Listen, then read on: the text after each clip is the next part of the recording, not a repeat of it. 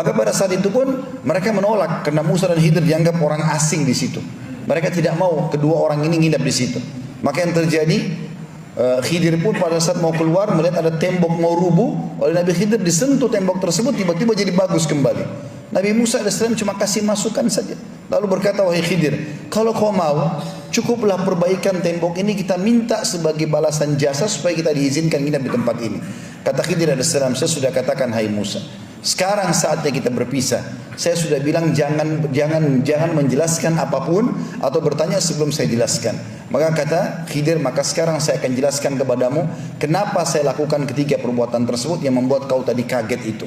Yang pertama, saya membolongi kapal-kapal para nelayan yang miskin itu karena Allah telah memberikan kepada saya mukjizat, berita, karena Khidir AS juga seorang nabi, bahwasanya di situ ada raja zalim yang suka mengambil secara paksa kapal-kapal nelayan. Dan kalau dia melihat ada bolongan saja sedikit, dia tidak akan mengambil kapal tersebut. Allah suruh saya membolongin kapal-kapal itu, nanti nelayannya tinggal tambal sedikit saja, tapi dengan itu mereka tidak kehilangan kapalnya. Anak kecil yang saya bunuh itu juga sesuai dengan perintah Allah, karena anak itu sangat durhaka dengan kedua orang tuanya dan Allah menyuruh saya membunuhnya. Maka pencipta dia menyuruh saya membunuhnya, maka tidak ada dosa bagi saya. Kemudian juga Allah ingin mengganti anak itu, kalau meninggal sebelum balik maka dia akan selamat karena belum ada hukum padanya. Serta Allah gantikan buat kedua orang tuanya anak yang saleh, karena kedua orang tuanya orang saleh. Dan yang ketiga adalah saya memperbaiki tembok itu bukan karena saya berharap balasan, tapi di bawah tembok itu ada harta yang disimpan oleh ayah pemilik rumah itu. Jadi rumah itu rupanya dimiliki oleh dua anak yatim, ayahnya sudah meninggal. Di bawah tembok itu ayahnya meletakkan harta untuk kedua anaknya, tapi belum sempat dia jelaskan, kemudian dia meninggal dunia.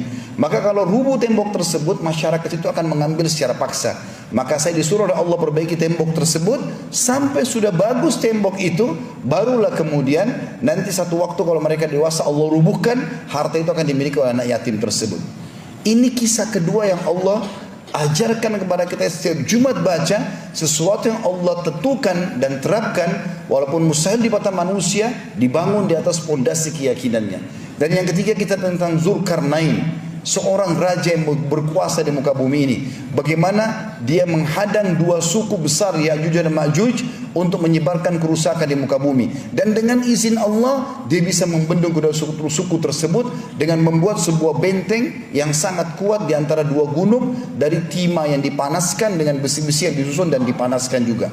Maka kisah ini selalu disuruh kita ulang-ulangi karena di dalamnya berbasiskan atau membangun di atas keyakinan seorang muslim.